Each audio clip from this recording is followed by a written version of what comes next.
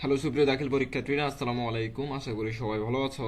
তো আজকের এই ভিডিওতে আমরা দাখিল নবম শ্রেণী বার্ষিক পরীক্ষা 2025 কৃষি শিক্ষার একটি চূড়ান্ত সাজেশন বা প্রশ্ন তোমাদের সাথে শেয়ার করব। এবং এই ভিডিওতে থাকবে তোমাদের জন্য 25টা নৈর্ভিত্তিক প্রশ্ন এবং সেই সাথে থাকবে রচনামূলক অংশ। সো এইরকম গুরুত্বপূর্ণ ভিডিওগুলো আমাদের চ্যানেলে সবসময় আপলোড করা হয়। তো যারা এখনো পর্যন্ত আমাদের চ্যানেলটি সাবস্ক্রাইব করো না, তারা অবশ্যই সাবস্ক্রাইব করে পাশে থাকা বেল আইকনটি প্রেস করে দিবে, যেন এরকম গুরুত্বপূর্ণ ভিডিওগুলো তোমার মিস না হয়। তো দেরি না করে চলো শুরু করি আজকের ভিডিও।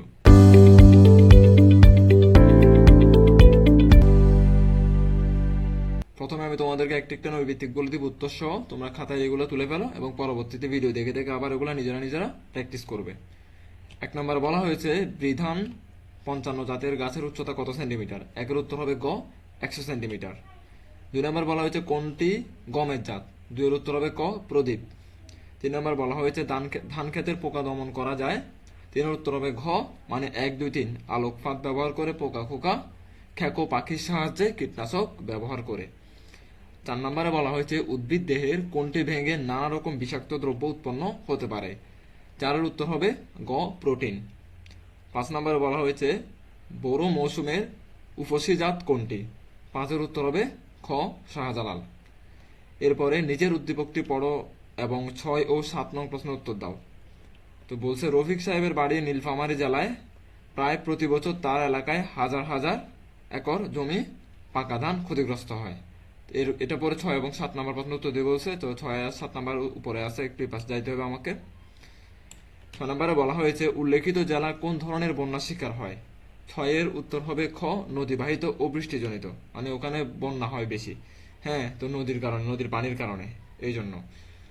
তারপর 7 নম্বরে বলা হয়েছে উক্ত এলাকার কোন ধান পাকার পর কর্তনের আগেই ঢল বন্যায় ক্ষতিগ্রস্ত হয়? উত্তর হবে খ বোরো।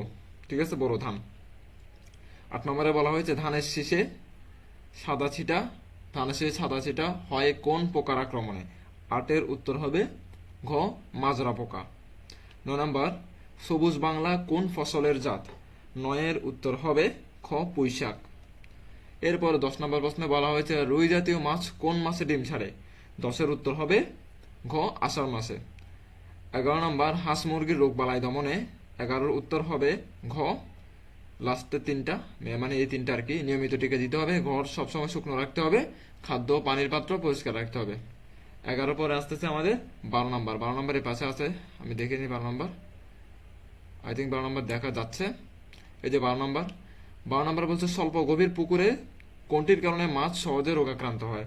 12 উত্তর হবে গ তাপমাত্রা, মানে অধিক তাপমাত্রা হলে মানে মাছের কি রোগাক্রান্ত হয়ে যায় মাছ। অন্যান্যগুলো হইতে পারত। 13 নম্বর বি জে আর আই হবে, বি জে আর আই এ পর্যন্ত বিজলি আর কি পর্যন্ত কতটি কেনাব জাতের পাট উদ্ভাবন করেছে? 13 উত্তর হবে ক 2টি।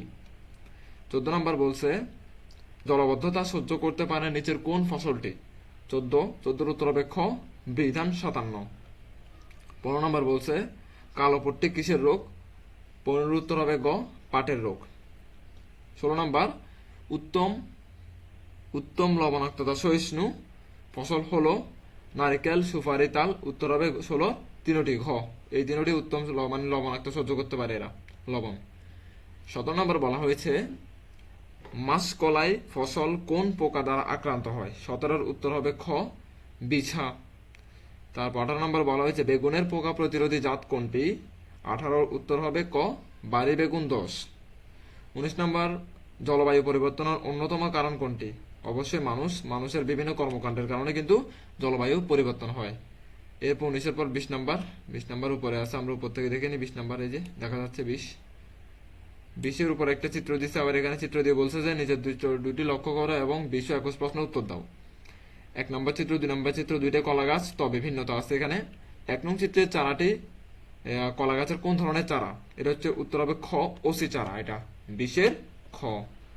21 নম্বর 2 নং চিত্রের চারার প্রধান বৈশিষ্ট্য? 21-এর উত্তর হবে 1 ও 2 পাতা মোটা ও চওড়া এবং পাতা চওড়া, তাহলে উত্তর বলতে পারে 21-এর ক। এরপরে 22 নম্বর কোনটি উত্তম লবণাক্ততা সহিষ্ণু ফসল? 22-এর উত্তর হবে তোমার গ শালগম। 23 নম্বর প্রশ্ন দুই রঙা গোলাপের জাত কোনটি? 23-এর উত্তর হবে খ আই ক্যাচার। ওকে। 24 নম্বর, মৃত্তিকায় পানির ঘাটতি হয়। 24-এর উত্তর হবে কোনটা? অনাবৃষ্টির জন্য, বৃষ্টিপাতের স্বল্পতার জন্য, লবণাক্ততার জন্য। উত্তর হবে তিনটি, 1, 2 ও 3। এরপর লাস্টে আসতেছে 25 নম্বর, কলায় কত রকমের তেউর হয়? 25-এর উত্তর হবে 4 রকমের, তার মানে 25-এর উত্তর হচ্ছে গ। এই গেল তোমাদের নৈর্ভিত্তিক প্রশ্ন। নৈর্ভিত্তিক প্রশ্ন নিয়ে যদি কোনো প্রশ্ন থেকে থাকে তোমাদের, এবং সেই সাথে যদি কোনো ভুল আমার হয়ে থাকে এখানে, কমেন্টে সেটা অবশ্যই বলবো, আমি চেক করব এবং কমেন্ট পিন করে দিব প্রয়োজনে। ঠিক আছে। এরপর আমরা রচনামূলক অংশ দেখিয়ে দিব।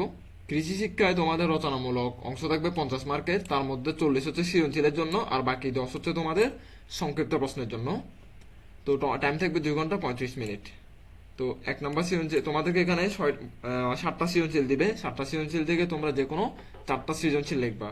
তো আমি তোমাদেরকে 7টা সৃজনশীল দেখিয়ে দিব। তোমাদের কাজ হচ্ছে এগুলো স্ক্রিনশট নেওয়া এবং পরবর্তীতে উত্তরগুলো বের করা। নিজেরা তোমাদের বই থেকে খুঁজে বের করতে পারবা, অথবা তোমাদের আলফাতা গাইড থেকে খুঁজে পাবা। এগুলা বেশ করে বই থেকে খুঁজে বের করলে বেটার হবে, কারণ তোমাদের সৃজনশীল পড়ার পাশাপাশি বইটা ভালোভাবে পড়া হয়ে যাবে, তাহলে আর কোনো চিন্তা থাকবে না।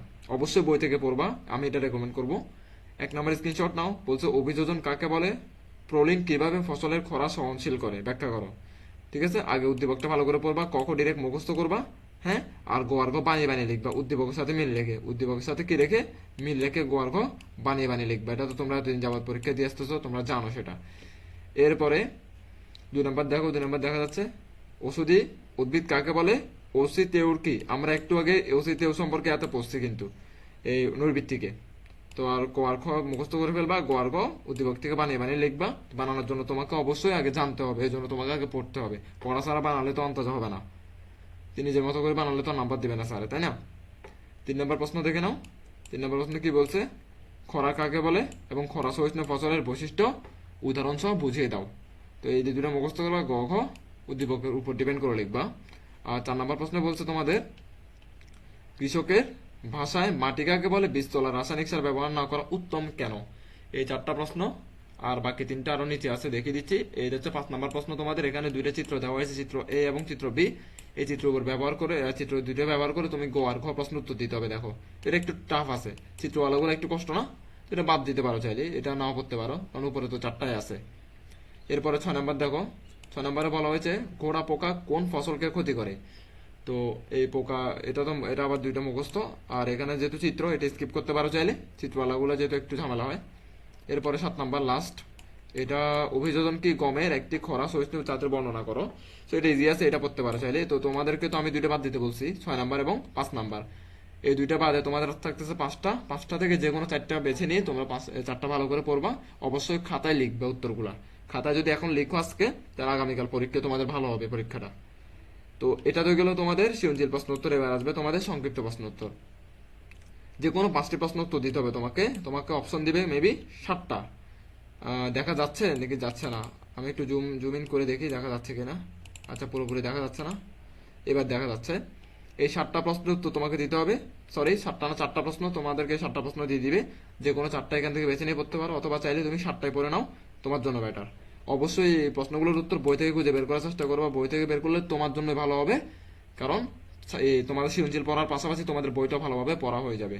সো আজকের ভিডিও এতটুকু পর্যন্ত থাকবে। কোনো প্রকার প্রশ্ন থাকলে কমেন্টে অবশ্যই আমাকে জানাবা, এবং কোনো প্রকার ভুল হয়ে থাকলে আমার সেটাও জানাবা, এবং এই ভিডিওটা তোমার বন্ধুদের সাথে শেয়ার করে দিবা। ধন্যবাদ সবাইকে।